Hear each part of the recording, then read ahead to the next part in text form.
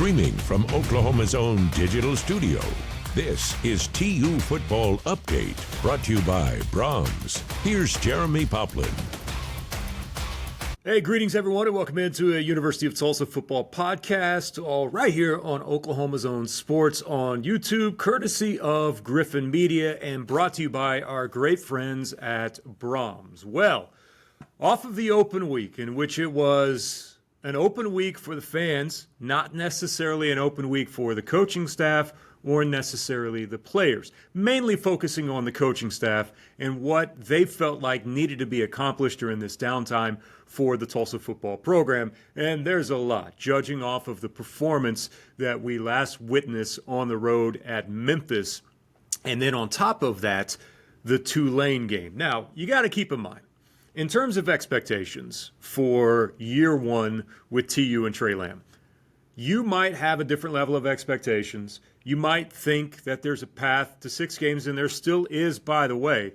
But the one thing that we just cannot gloss over in any form or fashion is the fact that with this schedule this year, you played Navy, Tulane, Memphis, and now East Carolina. 4 of the better teams in the American Conference. The only one or two that you got kind of lucky and fortunate that were not on your schedule is South Florida and North Texas, which, by the way, was an awesome scene in Denton the other night. Both of those teams are really good. Maybe this is overall just a come up of the American Conference, if we're just being honest. The amount of teams that are good inside of the American this year, when everything has been stacked against them in terms of losing teams, and yet this conference still finds a way to continue to rebound each and every single year, even after all of conference realignment or teams finding out an opportunity that might be better for them, so to speak, moving on to a different conference. But I can sit here and think of all the time spent this past offseason about what a team like in school like Memphis should do and moving to the Pac-12 just because of the heavyweights in Washington State and Oregon State that would prop them up. Have you paid attention to what's been happening there? So overall, maybe we'll have a podcast on down the road. Tim Pernetti would probably be the best for this, the commissioner, to talk about how good the American Athletic Conference has been. But since we're going to focus singularly on, did I say that weird? In a singular fashion, how about that, since I just pulled the ripcord, on the University of Tulsa football program, thought we'd go back and revisit some of the comments from Trey Lamb and what's been happening over this 10-12 day window since we last saw TU. And there's been a lot. Basically how it was referred to, not just a self-scout, but they might have stripped this thing down to the studs for TU. Offensively, defensively, there was not one element that was overlooked in terms of trying to figure out what the next step forward is for TU football. And not just for this season, but for next season as well. Decisions on whether guys would now start to pick up a little bit of playing time because they're young and you've got 4 games for them to be able to play before you decide you want to burn their red shirt. Trying to find out what the next step is in this process at this point in the year. And the good thing about a self-scout, self-evaluation at this point in time is the fact that you now have a direct link back to the best teams in the conference.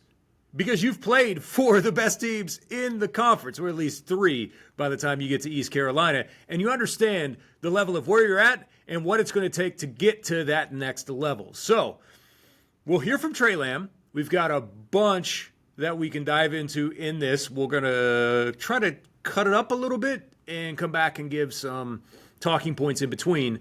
But we should probably start first with exactly what the opening portion of this was about. What exactly happened in that 10 to 12 day window for TU football? Here's the head coach, Trey Lamb. Yeah, fired up, man. It's been a great 10, 12 days or so. Really worked on some things in the off week, hopefully to perform better down the stretch. You know, we're calling this our second season, kind of a regroup at the right time. We've played a tough schedule. It's all been noted with Memphis, Tulane, Navy, and New Mexico State. Those are the teams we've lost to. They're combined 19-3. So certainly looking forward to the back half of our schedule. Pretty healthy, getting some guys back. Gave them Friday and Saturday off, you know, so it was good to get away from everybody for a couple days. You know, we've been going at this thing since about July 10th, so that's 3 months straight of being around the same people every day, and we needed a break. We did practice twice last week on East Carolina for 2 hours in shells and got some really good work in. Did a walkthrough and lift and meetings last night. and we'll have another practice tonight, which is like our Wednesday, and then walk through Tuesday and fast Friday on Wednesday and get on the plane and go play Thursday night. Really looking forward to watching our guys perform. I think we're going to be the freshest team. I've challenged them to be the freshest team. I want to play like a bunch of werewolves down the stretch here. We got 6 games left. I have no doubt in my mind we can win all 6 games.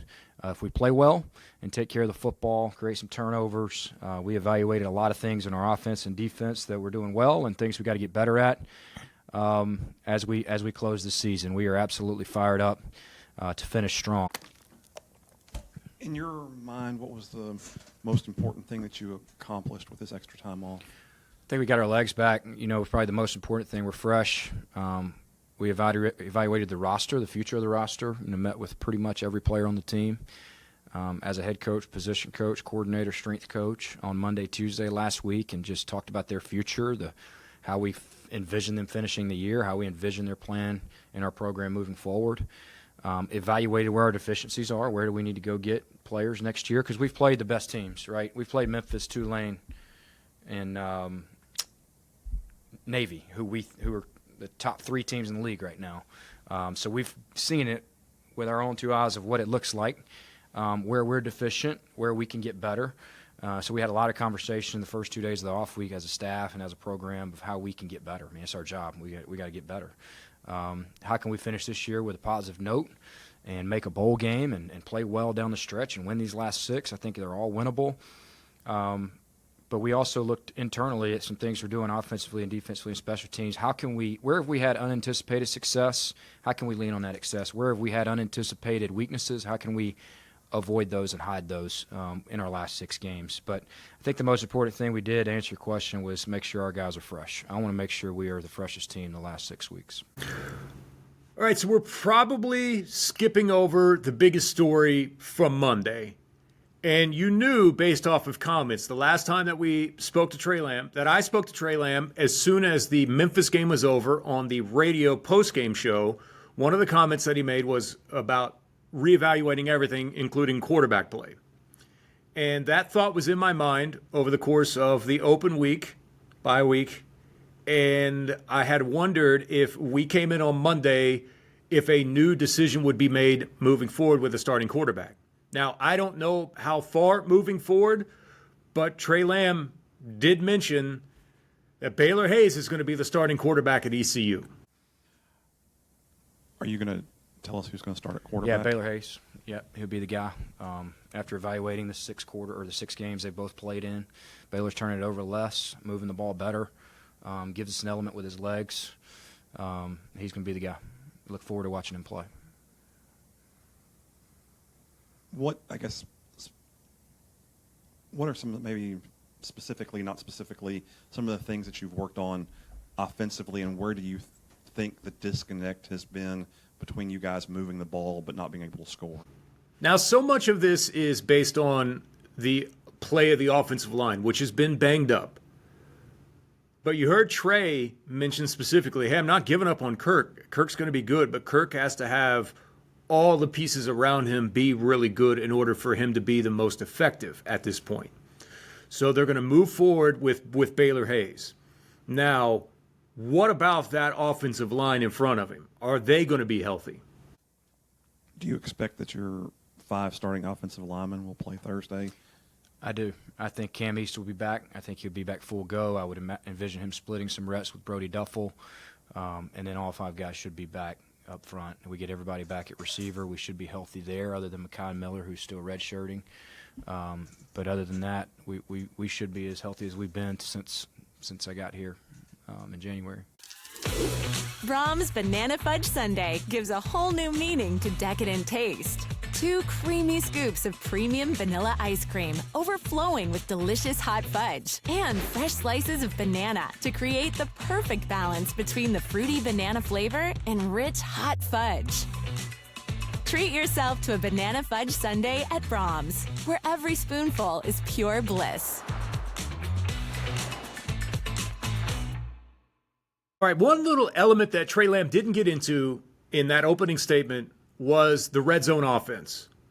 I think we can even move outside of the red zone, and the coaching staff is well aware of this. It's one of the The most frustrating elements so far of what's happened is just not being able to score the football in general. So we can even move it outside of the red zone, but inside of the red zone, the question was asked why this offense has stalled inside the red zone, and I might even move it back to in between the 30. All right, and finally for me, I asked Coach in the self-evaluation, are there things that he was happy with in terms of the offense? I honestly, the numbers may not always agree with me on this if we can just go to the defensive side of the ball for a few moments. But I think you have to factor into your competition and the teams that they played in conference to open up and how good they are offensively. I think those numbers are skewed a bit because you go back and you watch the tape at Memphis, and I know the score was out of hand, but they did a really good job in everything else except the quarterback run game and allowing him to kind of dictate things with his legs. Everywhere else, they were pretty solid. It was just, hey, missed tackles and the quarterback making things happen. So defensively, they are much improved and much better from where they were. Now, offensively, my question, is there anything that you liked? You're running about 74 plays per game. Do you even care about that? I care about points. That's the only thing that matters. We're not scoring enough points against good people. So, plays are great, but I want points. Points matter. Points win. I think we're having unanticipated success on O-line and D-line. I think we're rushing the ball at a higher rate than I was expecting. I think the passing game has been a massive letdown. Thought we'd be better there going into the season.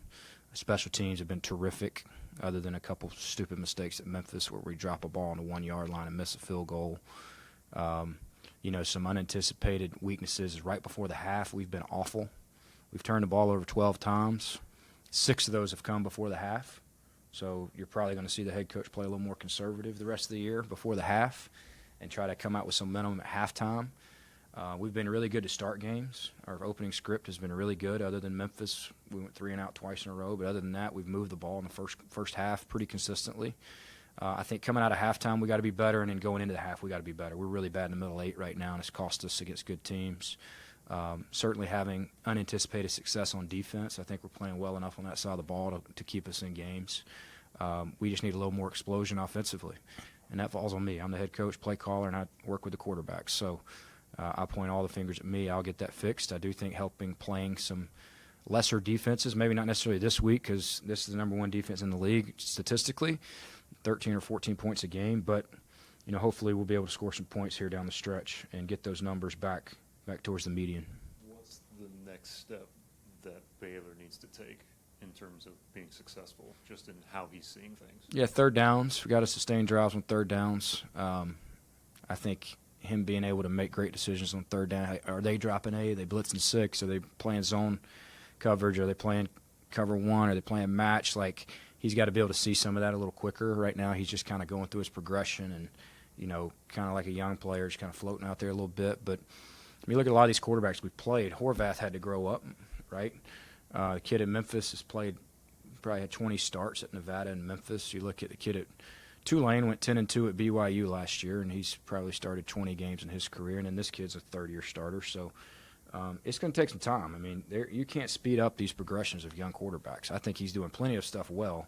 But third down, fourth down, red zone, I'd like to see him better situationally, just making decisions. Okay, if the hitch is open, let's not bypass it. Let's not get to the second progression. Let's see the coverage, get our eyes in the right spots, and make more on-schedule plays. The off-schedule plays are going to come because he's playing aggressive, but make more on-schedule plays.